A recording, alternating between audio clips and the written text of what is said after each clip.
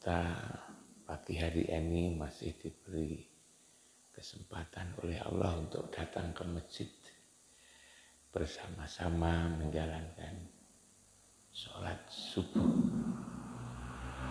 Ini adalah sebuah kenikmatan yang kita rasakan, bisa sholat bersama-sama antar tetangga, bersama-sama ke masjid, bersama-sama menunaikan kewajiban kita. Apalagi ini bulan puasa dan di bulan Ramadan yang sebentar lagi habis. Mbah Wiro, ini sebentar lagi kita habis bulan puasa. Mudah-mudahan kita diberi peluang untuk puasa yang akan datang. Kemarin saya ini ditanya oleh seorang teman saya itu menyebut, Pak Imam ini kok begitu melebih-lebihkan, memposisikan Rasulullah. Maka lalu saya jelaskan semampu saya siapa sih sesungguhnya Muhammad Rasulullah Sallallahu Alaihi Wasallam. Umumnya kita ini melihat Muhammad Rasulullah itu hanya dari sisi fisiknya. Kita lihat Muhammad itu hanya sebagai suaminya Khadijah, anaknya Abdullah dan Aminah. Bahkan juga kita kenal sebagai pengembala kambing di padang pasir. Karena itu lalu terbayang oleh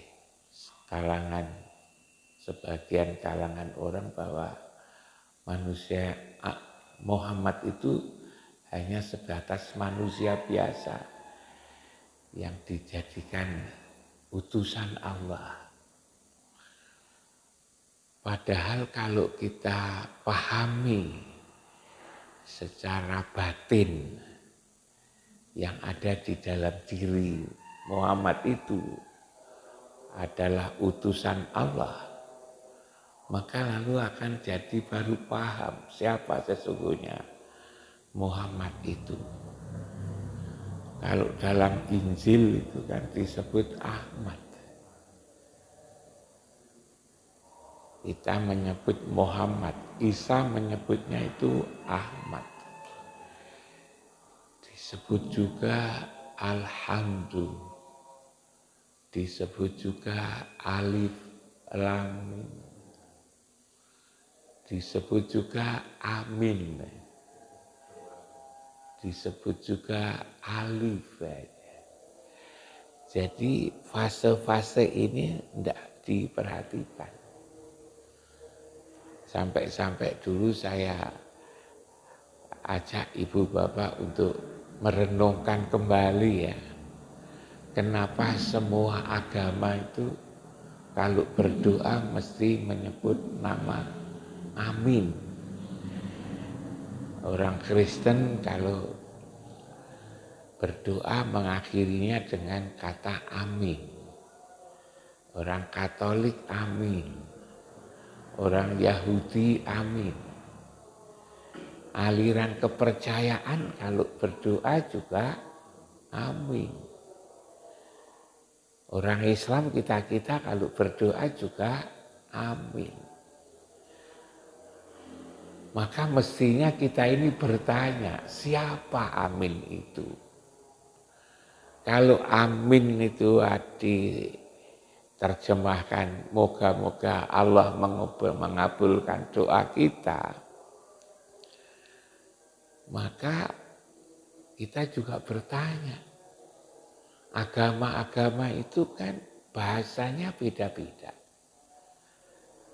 Ada agama, ada bahasa Kapti, bahasa Ibrani, bahasa Suryani, ada bahasa Parsi, ada bahasa Arab. Tapi semua kok sama. Berarti amin ini jangan-jangan nama. Atau juga memang nama. Kalau itu nama, maka tidak di mana-mana tidak dirubah. Pak Wandoyo misalnya, di Indonesia ini namanya Pak Wandoyo. Karena nama kalau ketika Pak Wandoyo ke Cina, namanya mengenalkan diri ya Pak Wandoyo. Pergi ke Jepang, nama Pak Wandoyo tidak diterjemahkan. Ya tetap Pak Wandoyo. Pergi ke Amerika Latin yang jauh sekali, yang belahan dunia sebelah sana, ya tetap Pak Wandoyo. Karena itu amin itu nama. Yang bernama itu siapa? Ini yang tidak pernah itu ditanyakan. Saya lalu nyebutnya Muhammad itu memang mulia banget. Ketika disebut nama Allah, disebutlah Muhammad. Tidak sempurna menyebut nama Allah tanpa menyertakan Muhammad. Kalau ada asyhadu alla ilaha illallah wa asyhadu anna Muhammadar Rasulullah, yang kita dengarkan ketika Mas Haryanto berdoa, Pak Markus berdoa, atau siapapun yang berdoa, tahlilan, innallaha wa malaikatahu yusholluna 'alan nabi, bahwa Allah dan malaikat nyambung, yusholluna 'alan nabi. Ya ayyuhalladzina amanu, hai orang-orang beriman, hai para iman, mukmin, itu kan. Shollu alaihi wasallimu taslima. Hendaknya engkau juga menyambung kepada Allah, menyambung kepada Nabi. Tas Nabi adalah Rasul. Nyambunglah kamu kepada Rasulullah. Jadi antara Allah, Muhammad, Rasul ini sama mukmin hendaknya nyambung, menyatu itu kan. Lah ini kan begitu mulianya. Muhammad itu kan begitu mulianya. Tidak yang dibayangkan bukan hanya sebagai pengembala kambing. Bukan saja sebagai suaminya Khadijah, putranya Abdullah dan Aminah yang tinggal di Mekah lalu hijrah ke Madinah. Memang itu iya. Tapi Muhammad itu dari sisi ruhani, dari sisi kerasulannya, itu bukan sembarang orang. Hanya memang seringkali dipahami satu ayat Quran yang mengatakan bahwa ana basarun mislukum, aku sebagai basar, tubuh manusia sebagaimana yang lain. Memang tubuhnya iya, tetapi ayat itu ada terusannya, bahwa aku menerima wahyu. Belum lagi juga dikatakan bahwa wa makana Muhammadun aba ahadin min rijalikum walakin Rasulullah wa khataman nabiyyin, bahwa sesungguhnya aku ini bukan, Muhammad ini bukan anak daripada laki-laki bangsa Arab atau siapa, Tapi kami ini adalah Rasul dan Nabi yang terakhir. Nah itu Pak, ini luar biasa. Siapa yang taat kepada Rasul, sama artinya taat kepada Allah. Nah, coba posisi ini kan menjadi tinggi sekali.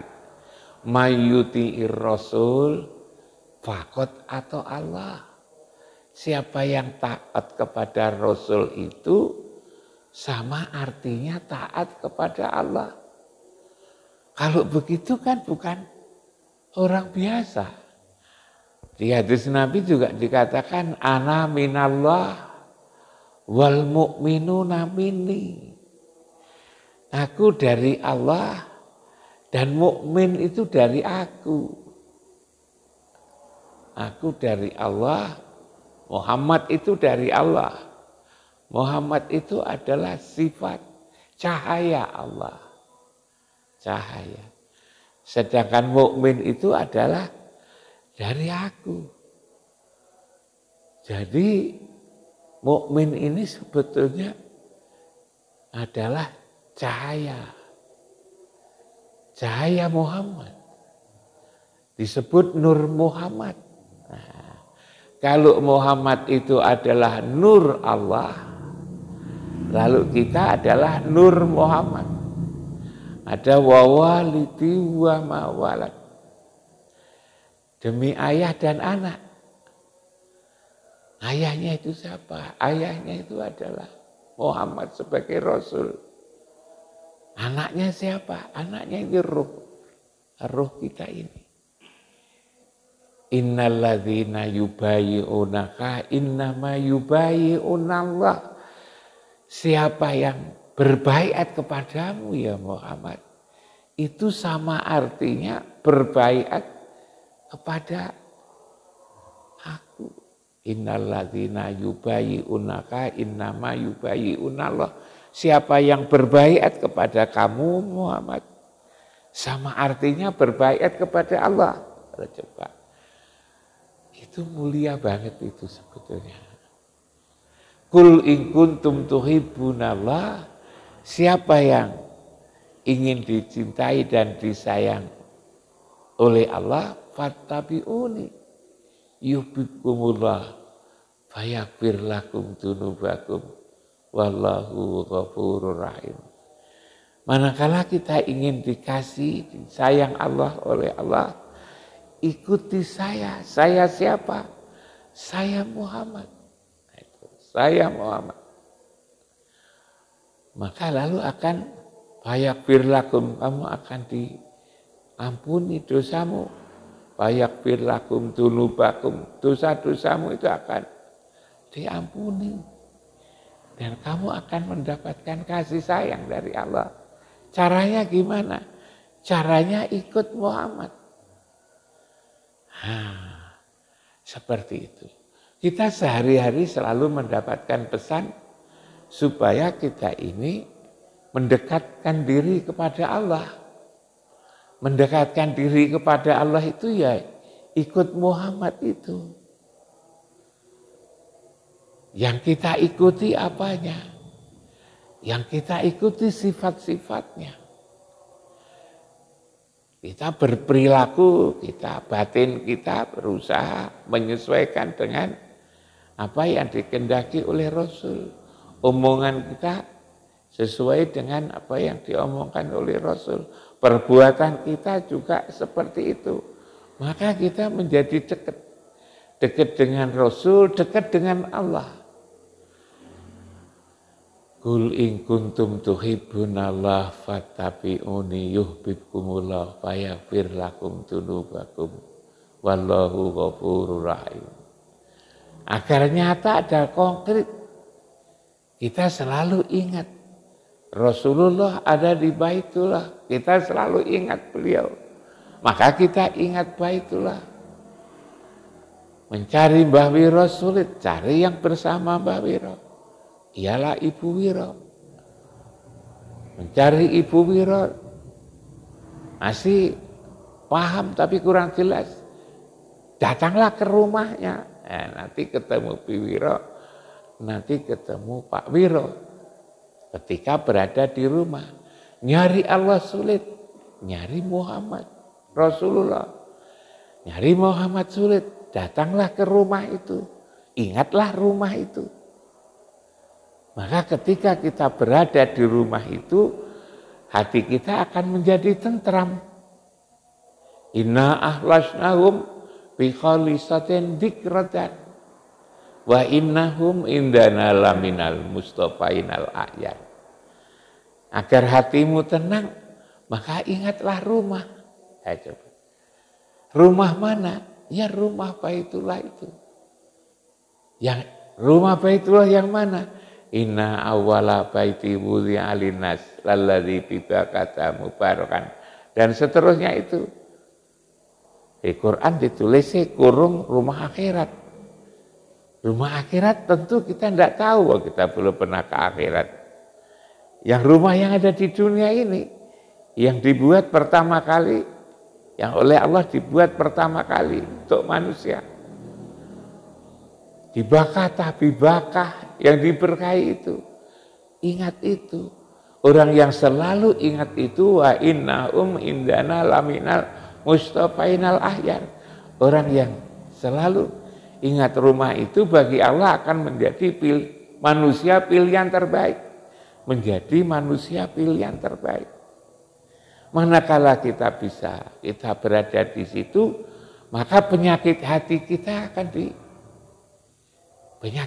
kita ini akan dicabut. Wa naza'na ma fi sudurihim min ghillin tajri min tahtihimul anhar, akan dicabut. Bahkan di surat An-Nisa ayat 151 itu, manakala kamu memisah-misahkan antara Allah dan Rasul, memisah-misahkan. Di surat An-Nisa ayat 150-151, mana kamu memisah-misahkan antara Allah dan Rasul, mengatakan bahwa nu'min bi ba'tin wa nakfur bi ba'tin. Aku beriman pada sebagian dan aku ingkar sebagian. Dan yang demikian itu untuk mengambil jalan tengah. Apa itu? Ayat berikutnya. Ulaika humul kafirunal haqqa. Mereka itulah orang yang kafir sebenar-benar kafir. Jadi posisi Rasulullah itu memang mulia banget itu. Di surat Al-Anfal itu ayat 33 juga dikatakan Allah tidak mengazab selama kamu berada di Rasulullah Muhammad ada di tempat itu bersamamu. Jadi sebetulnya penjelasan-penjelasan di Al-Quran itu sangat jelas sebetulnya. Tapi itu harus dipahami bahwa beragama ini lebih kepada konsentrasi kepada wilayah ruhani. Ruhani itu di mana? Ruhani itu ya dirasa, di nikmat yang ada di dalam dada kita ini. Kalau agama kita letakkan, walaupun agama itu dipahami lewat akal, memang iya. Tapi kalau agama itu hanya berada pada wilayah akal, maka akal ini lalu mencari-cari. Akal ini lalu bekerja. Sehingga lalu banyak keliru di situ kalau hanya menggunakan akal. Agama itu sebetulnya berada pada wilayah yang punya akal. Lebih dalam lagi. Agama itu bicara yang punya telinga, yang punya mata, yang punya akal, yang punya otak ini. Lebih dalam lagi, menyangkut rasa, menyangkut nikmat. Kalau kita menggunakan akal tidak nuntut sebetulnya, tidak nuntut kalau akal. Kita ini aja kalau naik mobil lalu hanya menggunakan akal, nanti bisa nubruk. Tapi kalau kita gunakan itu sudah masuk pada wilayah rasa nikmat itu seperti tidak mikir. Mana ini nanti nyenggol atau tidak nyenggol itu sudah terasa sekali. Nah, jadi memang piranti untuk memahami agama itu adalah hati. Apa yang ada di dalam hati ialah ruhani ini. Ruhani inilah sebetulnya yang dipakai untuk memahami agama ini sehingga lebih dalam. Karena itu wilayah ruhani, rasa, maka orang bisa menjelaskan kalau dia sudah mengalami. Pengalaman, sudah mengalami. Bukan hanya sekedar sudah membaca buku. Kalau di kampus-kampus itu yang diajarkan ya buku. Buku-buku itu pengalaman seseorang lalu ditulis menjadi sebuah buku. Yang dipelajari adalah buku-buku itu. Bisa dijelaskan, diterangkan, tapi hanya sebatas nyampe kepada tahu, menjadi tahu karena membaca buku itu. Itulah sesungguhnya lalu berbeda antara lembaga pendidikan sekolahan dengan pendidikan di pesantren. Kalau pendidikan di sekolahan dianggap sudah cukup kalau sudah belajar selama 3 bulan. Diukur dengan sistem angka kredit itu, SKS kalau di kampus itu. Berapa SKS? Berapa kali pertemuan? 16 kali pertemuan sudah dianggap cukup. Bertemu guru 16 kali dianggap cukup. Padahal ya hanya sekedar pernah mendengarkan. Orang yang pernah mendengarkan itu dianggap lulus. Beberapa mata kuliah, mata pelajaran dijadikan satu, dipelajari selama 4 tahun, dianggap lulus. Menjadi sarjana. Apa betul-betul menjadi ahli, menjadi sarjana? Ya enggak tahu. Tapi yang jelas ada sarjana ekonomi, ya juga enggak paham ekonomi. Enggak duit-duit. Sarjana pertanian belum tentu bisa bertani. Sarjana peternakan belum tentu bisa beternak. Sarjana agama, azan saja takut. Nah, inilah pendidikan di sekolah. Kalau di pesantren lumayan. Diajak untuk sholat subuh berjamaah, sholat isya berjamaah, sholat duhur, sholat asar, sholat maghrib. Diberi contoh oleh kiainya, tinggal bersama kiainya.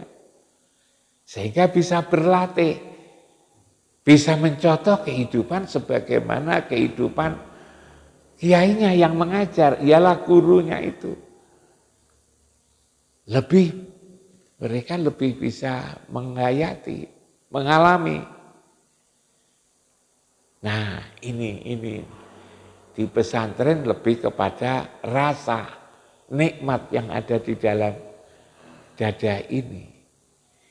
Nah, ini kembali kepada persoalan Rasulullah ini, Muhammad sebagai Rasul itu. Ini luar biasa. Apalagi Muhammad juga dikatakan apa itu namanya, sebagai bendahoronya, ya.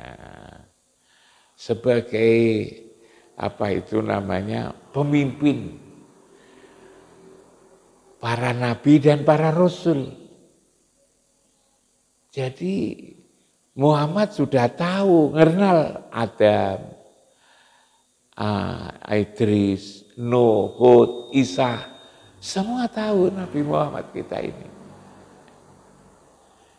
Maka lalu posisinya itu sangat mulia sesungguhnya itu. Yang namanya Muhammad Rasulullah Sayyidul. Beliau sebagai Sayyidul Anbiya wal mursalin, sayyidul anbiya wal mursalin. Tatkala kita di An-Nisa 63 itu mengatakan manakala kita berdosa gitu kan, maka datanglah, bertobatlah kepada Allah. Datanglah kepada Rasul, tobatlah kepada Allah. Nah, coba. Dan nanti Muhammad Rasulullah juga akan memintakan ampun. Lalu kita menganiaya diri kita sendiri, kita berbuat dosa. Jadi ikatan kita dengan Rasulullah itu adalah ikatan yang mendalam. Hati kita itu hendaknya kita sambungkan dengan hati Rasulullah. Rasulullah dengan Allah. Sehingga antara mukmin yang ada di dalam dada abdi fi qalbil mukmin itu, hamba Allah yang ada di dalam dada kita itu disebut mukmin, hendaknya selalu nyambung dengan Rasul, Rasul dengan Allah. Kalau sudah begitu, maka hati kita nyambung, ucapan kita itu nyambung, lalu perbuatan kita itu juga nyambung. Nyambung kepada Rasul, nyambung kepada Allah. Jadi sebetulnya Rasulullah itu, Muhammad ini. Bahkan juga kalau kita sholat, kita membahas bercerita tentang rukun sholat. Satu di antara rukun sholat itu adalah membaca sholawat. Mendapat sholawat itu. Jadi sebetulnya kalau saya selalu berdiskusi yang itu di YouTube, Muhammad seperti itu bukan melebih-lebihkan, tapi memang ada dasarnya. Hanya memang kita ini, ya pikiran kita pahami dari sisi pikiran, Muhammad dianggap manusia biasa di situ. Padahal Muhammad itu bahkan juga ada yang menjelaskan bahwa jangan berwasilah. Padahal ya ayyuhalladzina amanu ittaqullah wabtaghu ilaihil wasilata. Ya, mukmin, iman, takwalah kamu kepada Allah dan carilah wasilah. Wajahidu fisabilihi, dan sungguh-sungguhlah atas jalannya. La'allakum tuflihun, agar kamu menjadi orang yang beruntung. Sholat saja juga wasilah. Mbah Wiro kalau setelah sholat saya adzan, Allahumma rabba hadhihi da'wati tammah wa salatil qaimah ati sayyidina Muhammadanil wasilah. Jadi memang beliau itu jalan. Beliau itu jalan menuju kepada Allah. Kita disuruh berpegang erat-erat tali jalan menuju Allah ini. Tidak bisa kita. Ya seringkali itu memang karena agama Islam itu sudah ditinggal oleh Rasul itu 14 abad, selama 14 abad. Maka terjadilah perubahan-perubahan, penyimpangan-penyimpangan, interpretasi yang kadang-kadang jauh banget gitu. Jauh banget. Sehingga seolah-olah sudah menjadi hilang. Karena begitu lamanya itu. Maka kita ajak gimana? Di Quran itu taraktu fikum amroini intamaksatum bihima lan tadillu abada. Aku tinggalkan dua pusaka. Dua perkara, dua pusaka. Manakala kamu berpegang pada duanya itu, maka lan tadillu abada. Kamu selama-lamanya tidak tersesat. Selama-selama tidak dasar. Apa itu? Kitab Allah wa sunnata rasulih. Ini dua hal ini yang selalu menjadi pegangan kita. Hanya lalu dua pegangan itu kita tafsirkan. Antara penafsir satu, penafsir dua berbeda. Kita membaca kitab tafsir 5 ya 5 jenis, 10 ya 10 jenis, 20 ya 20 jenis. Ya memang searah, tapi lalu kadang-kadang menjadi ternyata juga ada bedanya. Kalau ada bedanya lalu yang beda itu lalu dikembangkan lagi, akhirnya menjadi makna yang sebenarnya menjadi hilang. Nah, pagi hari ini Ibu dan Bapak sekalian, saya ajak untuk merenungkan siapa sebetulnya Muhammad itu.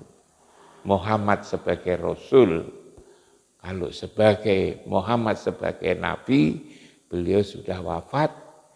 Muhammad sebagai putra Abdullah Aminah sudah wafat.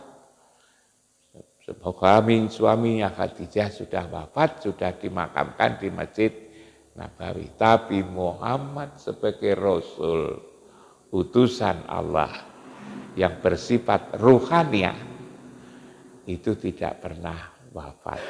Masih berperan sebagaimana perannya di surat Jumat ayat 2 itu. Huwallazi ba'asa fil ummiyina rasulam minhum yatlu alaihim ayatihi wa yuzakkihim wa yuallimuhumul kitab wal hikmah. Beliau masih melakukan peran-peran seperti itu sampai sekarang.